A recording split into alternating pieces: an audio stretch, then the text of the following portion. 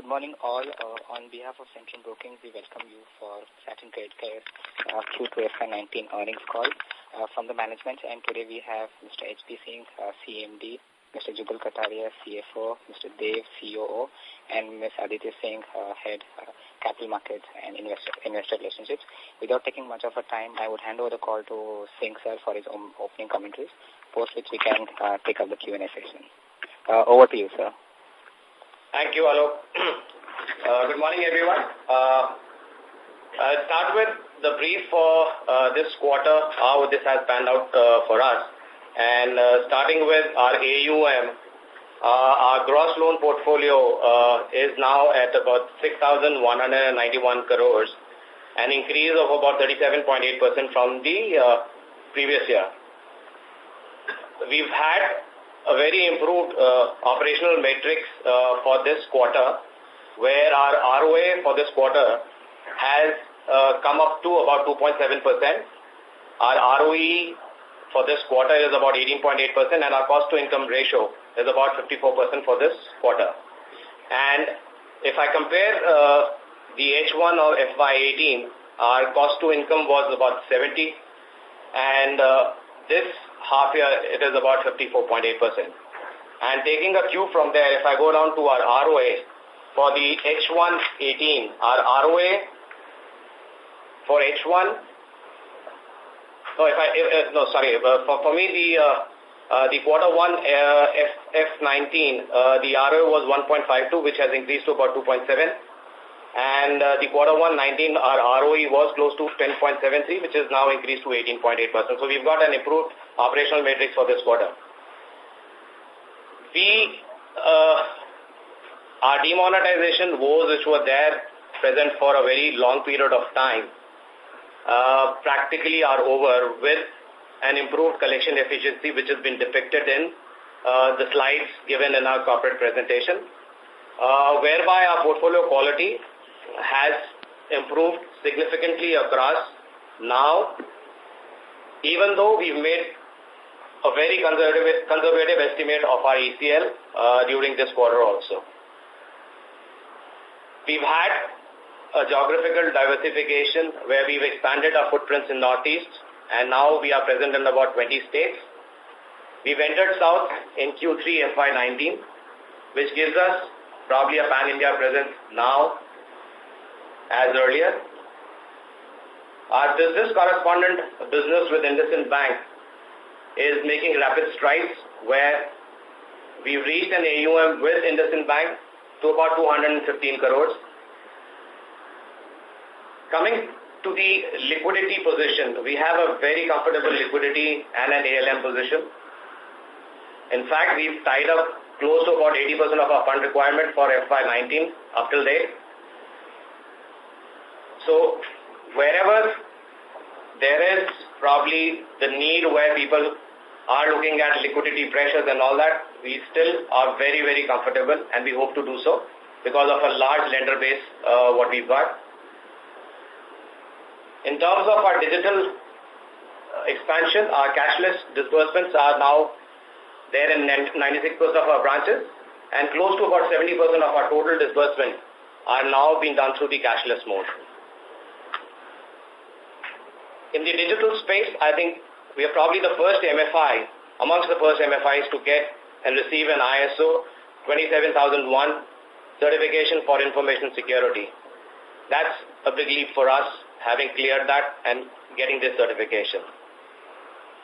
And our long-term credit rating is CARE A-, short-term rating with CRISIL is A1, and our rating F1, which is the highest in the group. I would now open up the floor for question and answers, and we'll take it as it comes. Thank you so much. Sure, thank you very much. We will now begin the question and answer session. Anyone who wishes to ask a question may press star and 1 on the touchtone telephone. If you wish to remove yourself from the question queue, you may press star and 2. Participants are requested to use handsets while asking questions. Ladies and gentlemen, we will wait for a moment while the question queue assembles. Participants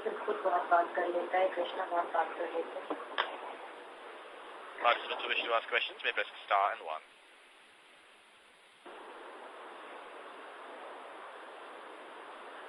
We have the first question from the line of Ramesh Rachori from Satin Capital. Please go ahead. Good morning, sir. I would say under the circumstances, excellent set of results. I would like you to throw color on this net gain on fair value changes.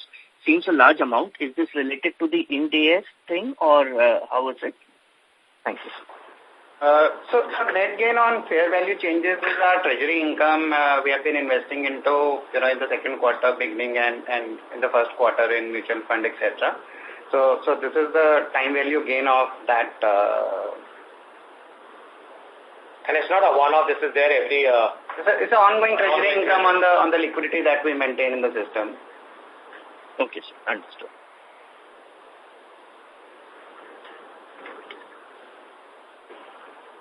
Thank you. The next question is from the line of Deepak Podar from Sapphire Capital. Please go ahead. Thank you very much for the opportunity. So, can you throw some light on this 18 crores gain on financial instrument that you have kind of... We can't hear you, Deepak. A little louder, please. Yeah, hello. Can you hear me now? Yeah, this is better. Yeah. So are you talking about 17.92 crore income that we have shown? Correct. So we have done a assignment transaction in the second quarter. So as per the NDS, the income has to be booked at the time of derecognition of assets from the book because through sale. That's the income on assignment of portfolio. Assignment of portfolio. So is that something which is an ongoing thing? So how should we look at it? So we do assignment on a need of funding basis, which is another source of fund for us. So as we continue to keep doing assignment transactions, this will continue to happen. So Deepak, I think you should take it as this is a continuing arrangement. The way we have securitization and all that going on. So this is a continuing arrangement which will happen across during our life. Okay, so it's a but every quarter or so how frequent these kind of gains will be? So it'll probably be there. You can't dub it as anything which is to be done in a quarter. So as and when we find a lender which is willing to do an assignment transaction, we'll do that. So there are a few in the pipeline also. So this is an ongoing process which goes on. Okay, this is an ongoing process. Wonderful. And sir, in your presentation, you have given 165 crores kind of a PAT guidance. So that is including all these kind of gains, right? Including the treasury income as well as the assignment. Everything put together. Okay. Treasury income is not something which is, not in the normal course of business because corresponding the funding cost is also there. So it's a process that we borrow in wholesale and then lend in retail. So treasury income is part of the normal operations only. Right. Understood. And sir, given the current liquidity scenario on the NBFC front, so how comfortable or your comments on our kind of basically any kind of challenge that we kind of face in getting the funds or so any comments on that would be helpful going forward or will that impact growth as well for us? So I think if you look at the scenario of one basic factor which is there, our business model is probably the best in the whole sector as such. And if you look at because our assets do not go beyond 2 years as such. And our liabilities are, we've given a chart where our liabilities are close to about 3 years and our assets, on an average, if you look at the total assets, they're only about 10 months or about 11 months. But our maximum loan tenure doesn't go beyond 2 years, So for us, liquidity pressure as compared to maybe, I don't want to do a comparison with the other products as such, but it is fairly very, very comfortable. And having said that also, for us, I think we haven't faced any kind of pressure from any of our lenders. We have close to about 1,200 crore which is lying in our books. We've got undrawn sanctions which are there in the pipeline. We've got, sanctions which are close to about 600 crores. And we've got pipeline which is again, a further of another, 500 to 600 crores, So for us, that pressure is absolutely not there, Okay. So you're not feeling any kind of pressure in terms of getting the funds or kind of like sanctioning or that. But only pressure we are facing is maybe a slight increase in the borrowing cost, that's it, which probably is like everywhere around, So how much would that be? Very insignificant, again, 0.5 to 0.75 is the max, which is there.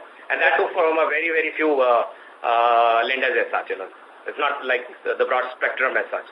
Okay, 50 to 75 basis point increase on a portion of lender. So overall, your borrowing cost might increase. Some understanding on that. So how much will that be? Maybe on the overall basis, will that be 20-25 basis points? Is that you are expecting? I think about 0.5 max, 0.75 max, which will again, entail into, an increase in our lending cost to our borrowers, So our margin remains the same, so there's no pressure on the margin. Sure, fair enough. That's it from my side. Thank you very much. Thank you. Thank you. The next question is from the line of V. Saradi from 9 Bark Advisors. Please go ahead. Yeah, thanks for taking my call. I basically have two questions. One is, under expenses, can you throw some light on impairment of financial instruments? There seems to be a huge difference between year on year.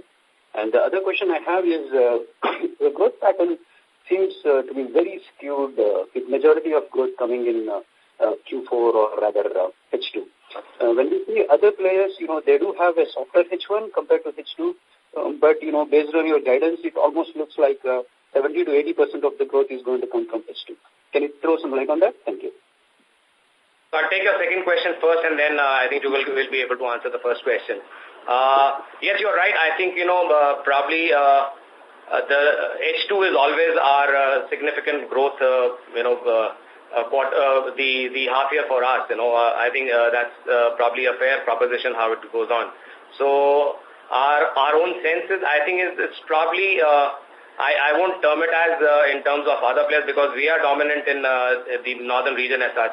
And specifically during this period of September, October, November, where you have a lot of festivals going on, I think that's also one of the key reasons why we really have to probably, our basic scale in growth comes in the H2 numbers as such, So that's one of the factors as such. But we've always had, because our expansion happens in the first H2, so we've opened up a few branches, we've opened up south as such, so our scale will definitely be there in the H2 as compared to the H1. So these are probably the couple of reasons, where it gets skewed towards the last half year. Yeah, but do you think it's going to smoothen out as you grow? Or, are you comfortable having like 70 to 80% growth just coming in like 1 or 2 quarters?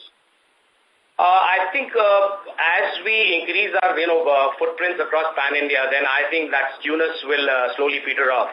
That's what our process is. In fact, it's getting better than what our previous years used to be. In fact, if you look at our history, our last quarter used to be the heaviest quarter. So now it's getting better. But our own sense is probably from the next year onward, the skewness will be far more lesser than what it is right now. Okay. Yeah. So on the impairment of financial instrument, this is the credit cost, the cost of write-off and ECL that we have budgeted for this quarter, which is 18.41 crores. So that's the credit cost. Last year you had some write-back, 71 crores around. So this was in the second quarter of last year. If you see our numbers for the Q1 of last year, there was a huge write-off because March 17 we were most impacted, and then even till June 17 there were challenges in the field. And then from September 17 quarter onward, there were a lot of recovery started happening as the currency was coming back into the system. So quarter on quarter, so for the last year, second quarter, there is some write-backs. But I think if you compare half year to half year numbers, we will give you a better, view as against 82 crore of credit cost in the first half of last year. It is 54 crore for this quarter, for this half year. Okay, that's all I have. Thank you. Thank you. The next question is from the line of Krishna Rai, who's an individual investor. Please go ahead. Hello. Hello. Good morning. I'll start by congratulating on the great set of numbers that Satin has reported in this quarter. I have two questions, sir. First is, I wanted to know, what is our PAR 90 number as of 30th September 2018 and how it compares with PAR 90 on 30th June? So PAR 90, we showed on our slides, I think, just give me a second, it is 227 crore. we showed it on slide number 21, which is 4.1% of the portfolio. And it was about 227. No, 227 is for this year. So for this quarter, and for the last quarter it was? No, he's talking about June. Just give me a second. I'll just give you a June number also. For 212 crore was in June and 227 crore is in September. Right. Actually, I looked at both the slides, 30th June investor presentation and this 30th September investor presentation, and found that the PAR 90 number has gone up by 15 odd crores, while our collections have been better. And I was just trying to relate both these things. If you put both the things on the table, they look contrary to each other. Can you just throw some light that why even after better collections our PAR 90 numbers are like going northwards? No, I think it's not contrary. What you'll have to look at is how our buckets are moving. So this maybe a 15 crores increase is not. It's the bucket movement which will be there. So our bucket movement typically could have been more than that, but it's been restricted to 15 crores. That's why the collection efficiency is increasing. Got it. And would it be fair for us to assume, sir, that by end of this year we will see sub 200 crores of PAR 90, given our collections are getting better? I can visualize it as yes, probably it'll be there, because if I give you a genesis of it and the base for it, if you really look at it, technically for us, that's the reason why we've given you a broad slide where the disbursements which have been made post the demonetization, where we were majorly impacted, which is January 17 to December 17, is now about one-third of our portfolio. And the rest of the portfolio from January 18, which is now about 67% of our portfolio, depicts. So as and when the time increases, I think, for us, this collection efficiency is going to improve. And in contrast, in continuation to that, all our PAR buckets are going to improve from there. All right, thanks. The second one is I have on what is sustainable cost to income ratio, sir? It's great to see that we are improving this quarter by quarter, and we have come a long way since demonetization days. But what is the sustainable cost to income ratio, sir? To be very honest, I think for us it's always an improvement from where we are. My own sense and what we really look at is, I think, anything which is about 50 to 55 is probably the most sustainable, where you have, I won't say really very efficient, but efficient operations as such. So I think a band of 50 to 55 is like probably the most stable and the most worthwhile to look at. But having said that also, the endeavor is always to bring down the cost to income ratio, further on, and that's what we've been doing as per the last year and this year as such. Thank you. And this is the last one, sir. I saw in the slide that we are targeting to have 165 crores of profit after tax for this financial year. That's great, and that is aligned with the initial guidance that you have given to us. Are we also maintaining our AUM growth guidance? Growth guidance, I think, looking at the scenarios, the way it is going on, I think, we think that we will be able to achieve it. But even if my own sense is, just to be very candid and honest about it, the way the scenario is panning out across in the NBFC sector, it might get a little muted, but it won't be that muted where it doesn't show the thing, So we had given a 40% guidance earlier. In changed of the circumstances, the way it is panning out to be, even though we're getting all our sanctions and everything across, even if it drops by another, maybe a 5% or a 7%, I think that's not something which probably, makes any significant difference in us, The PAT guidance still remains, even if we, have maybe a slight decrease in our growth guidance. All right, thank you. And I again appreciate the Satin team and your leadership in fighting the fiasco created by demonetization. Thank you so much. Thank you. Thank you. The next question is from the line of Parag Jariwala from White Oak Capital. Please go ahead. Thank you, sir. My first question is from this ILFS episode till date, how much we have borrowed through various sources, and if you can, just break this up into, funds borrowed through assignment or a sell down and other sources.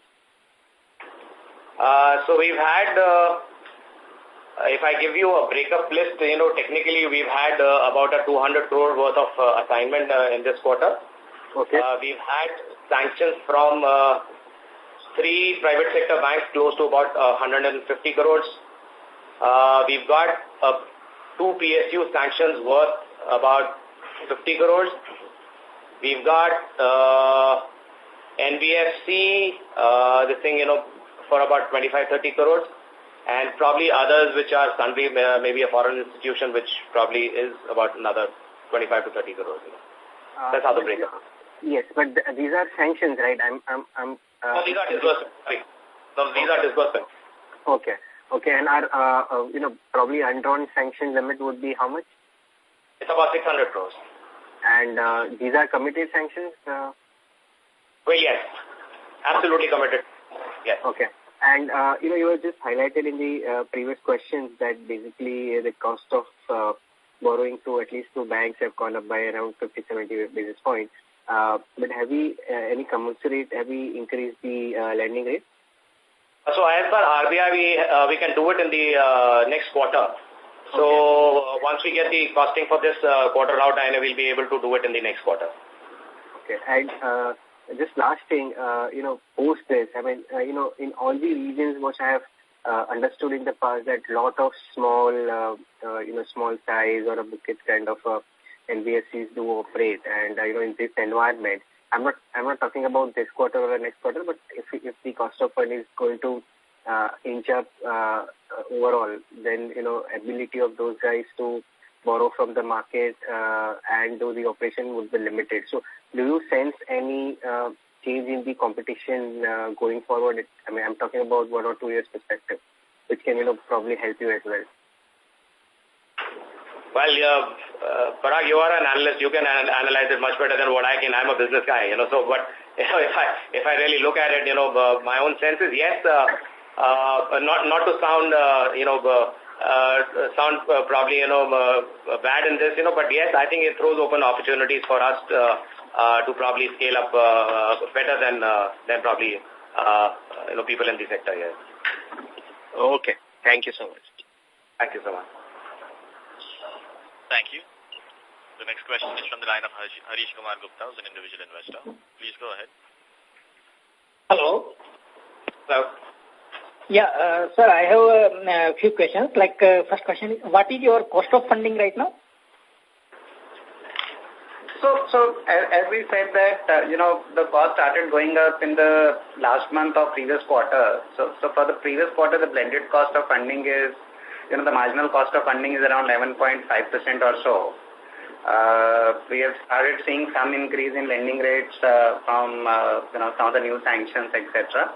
But for the last quarter, it was around 11.5% marginal cost. Cost of funding was 11.5%. Okay. Why disbursements were low this quarter? If we compare from last quarter, it is down. In fact, I think first time we have seen such a case. Well, yes, I think, first the ILFS crisis, so, you probably, start working on it and look at, what your liquidity position. I think for the last 1.5 months, everybody is, trying to do that. But our own sense is, I think, this is also one of the peak, festival times, so I think there is a slight dip due to that factor also, because the boys go on leave, there's a large shutdown. If I just give you this thing across in during this time, the shares and all that and everything which is there, probably brings us to that code, But we've predominantly always had the H2 as our significant thing, and I think we'll be able to do that in the H2 as well. And are we facing some competition from other players like Bandhan Bank and all the kind of other players? Because our gross yield is much higher than theirs, so are we facing any competition there? No, they've been there. I think nothing which moves significantly for us. Nothing, I think, it's the same. Okay. And final question, why our guidance seems to be low, like relatively low, because in first half we have done net profit of 70 crores and you are expecting another 95 crores in the remaining 2 quarters, which seasonally are strong quarters. And in this quarter we have done profit of 46 crores. So effectively we are expecting the similar profit in remaining 2 quarters, like in this quarter. Why so? I think we gave our guidance for about 2.3 as per GAAP, which now in this quarter stands at about 2.7. So it's an improvement for what earlier we had given as guidance. Our own thought process is that we are coming out of all those woes which were there, and that's the reason why we've given a slide where we still feel that there's 1/3 of our portfolio which is still the one which is, literally kind of impacted. So as we come out of it, and it's not going to happen in probably, 1 quarter, and that's the reason why, it'll be a scale from there, and that's the reason why it feels, we've given a guidance in terms of a PAT, which is actually higher than the actual guidance which we had given in the, I think during our March, this thing, so it's better, it'll get better. Okay, thank you. Thank you, sir. Thank you. Thank you. The next question is from the line of MB Mahesh from Kotak Securities. Please go ahead. Good morning to all. I have a couple of questions. One is on the slide number 31, which is on the rejection rates. It's seen an increase from 12% to 16% in Q2. Just wanted to understand what's driving this entire change. Second is on the question on liquidity again. If you could just kind of give some color on what's happening on the ground with respect to some of the smaller MFI. How are they positioned on what's happened in the last few weeks, and whether you've seen some reasonably large change in the applications that are coming to your side. And also MFIN has been talking about something of creating a pool of liquidity at a sector level. If you could just kind of discuss something on that specific issue. And just again on that earlier slide on rejection rates, just when you're looking on the ground, how many of your customers are actually completely new to credit in the portfolio? So the rejection rate sort of keeps changing marginally. So from 12% in the first quarter to about 16% in the second quarter, the logic and process is exactly the same. So 84% of the customers who are coming formally in the system are getting approved, 16% are getting rejected. There is some rejection over and above that, which is prior to sort of when we meet the customer, but on the ground feel that we should not process their application. So that is over and above that. So it's a good way of filtering the customer who is coming within the system. As far as your next question, so we have the other chart that we have shown on the same slide. 76% of the customers have some credit bureau history. And then 23.57% customers who do not have any credit history. Probably they are new to credit in the whole microfinance space. So hope that clarifies your question on credit bureau. The conditions on the ground. Yeah, so conditions on the ground, I think you're right. It's MFIN is doing and, collecting a pool of assets, which they would like to securitize with the lenders like SIPI and all. On the ground, I can say yes, there has been a slowness across the broad spectrum.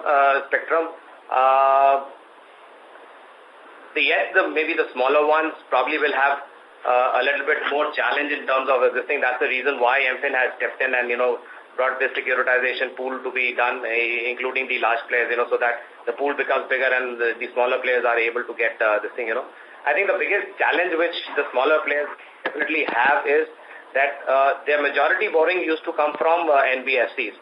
NBFCs who were lending, once they tighten their strings, I think, it gets somewhere challenging for them, so I think, yes, for the smaller ones, there is definitely the same, and we see it on the ground also, that, the smaller ones are facing some headwinds onto this, And the final question is on this slide on IndusInd Bank, where you for the first time kind of indicated that you would be taking it up to 40% of the overall branch network.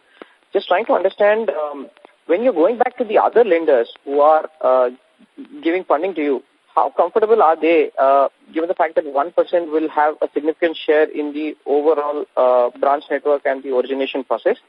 Also, would IndusInd Bank have a commensurate fund share on the funding side as well for this network?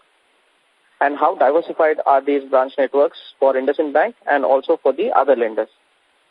So I think, a clear-cut answer is that for us, it's 40% of our AUM at some point of time is where we are looking at in our contract and agreement with IndusInd Bank, which we'll do with the IndusInd Bank. We've taken out specific branches which do work for IndusInd Bank and the rest do with the other lenders as such. So it's a very clear-cut demarcation which happens across, so there is no intertwingling in any kind of a branch or anywhere. So if the branch is allocated to IndusInd, they'll do just the IndusInd growth over there. And on your question that are the other lenders, we've not even got one single question on this, so, where someone has had a discomfort, I think, a lot of people, in fact, if you look at leave aside the lenders, I think the other stakeholders are pretty happy because this is on-tap funding for us. And in the current scenario, I think all the more important for us to have one of our partners give us that kind line of credit for us, But none of the lenders have raised any question up to now. Thanks a lot. Thank you so much. Thank you. Before we take the next question, a reminder to our participants that you may press star and 1 to join the question queue. The next question is from the line of Digant Haria from Antique Stock Broking. Please go ahead.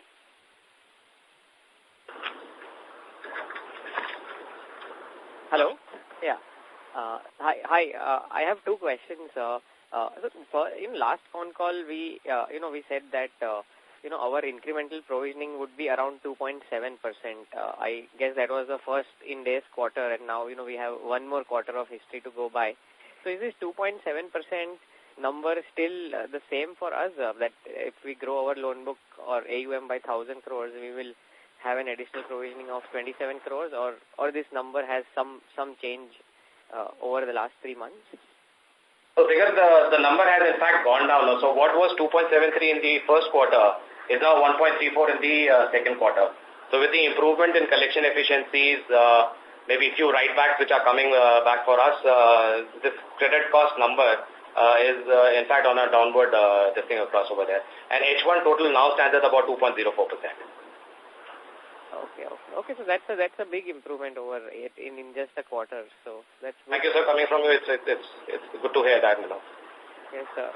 All good, sir. This side. Sir, second question is, let's see. Nobody knows if this liquidity crisis, or we know that there is no crisis now, but at least for things to normalize and those 30-40% growth rates of NBFCs borrowing from banks, that will take at least some time to normalize. So in that case, let us build a hypothetical situation that the funding is not so easy, even for larger MFIs like us. Then do we have any scope of controlling our operating costs? Because the last 2 years we have done a fair bit of investments in terms of branch monitoring and technology and all those things. So is there any scope, like let's say theoretically if growth rates don't pan out the way we or everybody in the market thinks, then is there a scope to tweak operating costs a little bit, or we probably live with these costs till the time growth comes back?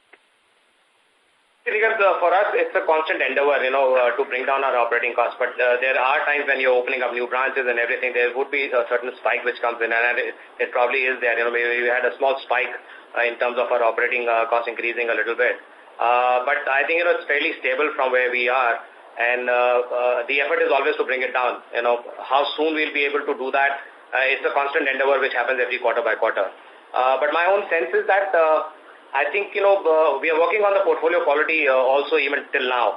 Probably, I don't know about the other MFIs, but I can say with certainty that we are still working on our past, write-offs and everything. We're still working on it, and that's the reason why one probable thing which is probably maybe have escaped attention for a lot of people.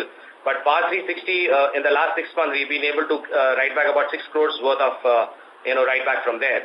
So PAR 360 technically, in our ECL, we've taken 100% loss in it here, but in spite of that fact, we've been able to bring back about 6 crores back into our system where the borrowers have repaid through our constant endeavor of doing that.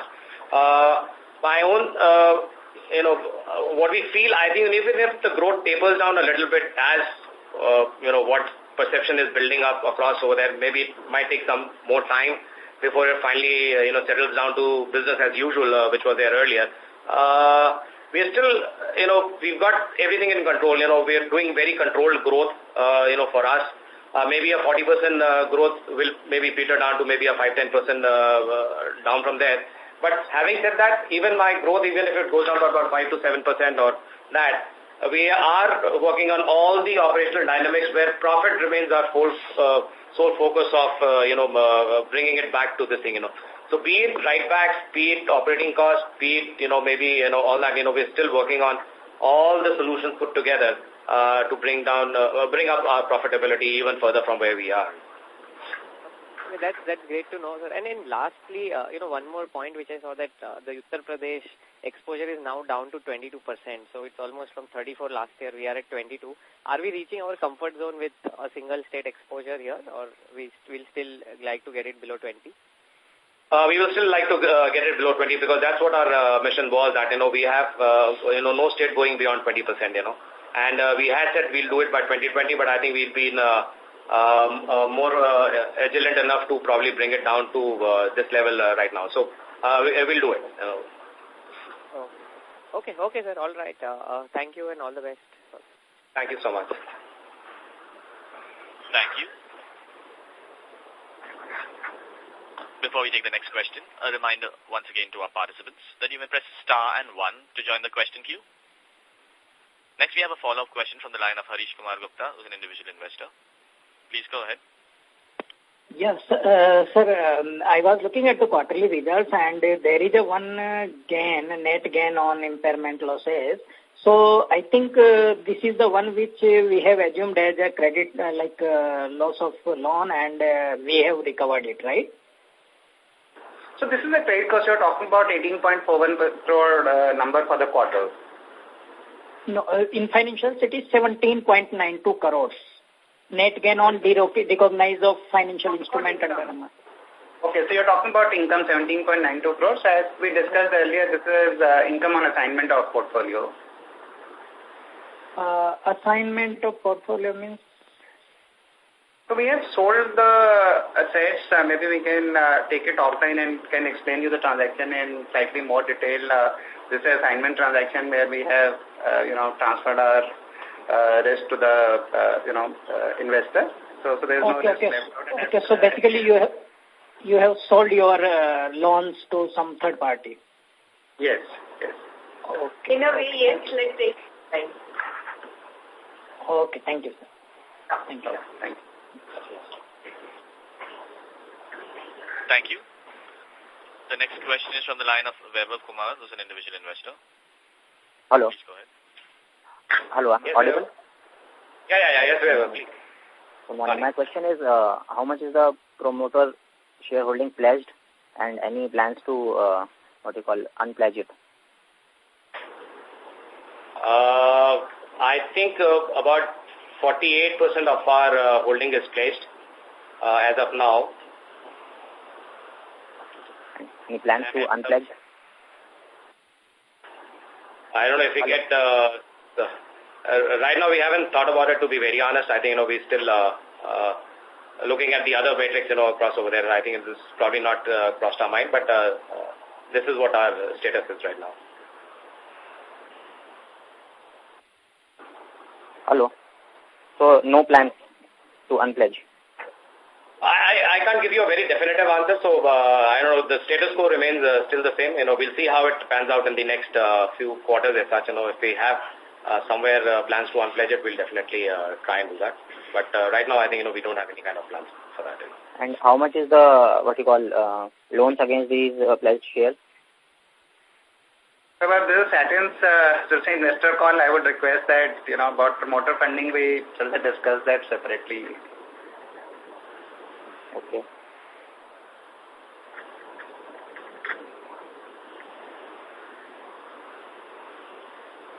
Thank you. That was the last question. As there are no further questions, I'd like to hand the conference back to the management team for closing comments. So I think, I think the presentation says it all. I think the first slide gives a complete, download of what we've done in the quarter. And thank you everyone for asking us questions. And I think we've been able to reply to everybody's satisfaction. That's what our endeavor always is to do that. And we go forward in the next quarter working hard again to let our stakeholders feel happy about the working of the company. Thank you.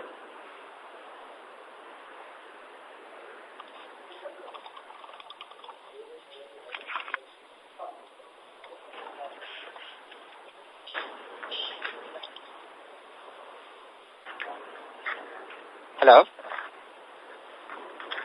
Yes? Please go ahead. Yeah, so on behalf of Centrum Broking, we thank the management team of Satin for the time and sharing their thoughts on Q2.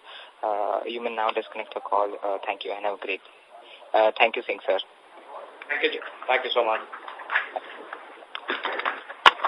Thank you very much. On behalf of Centrum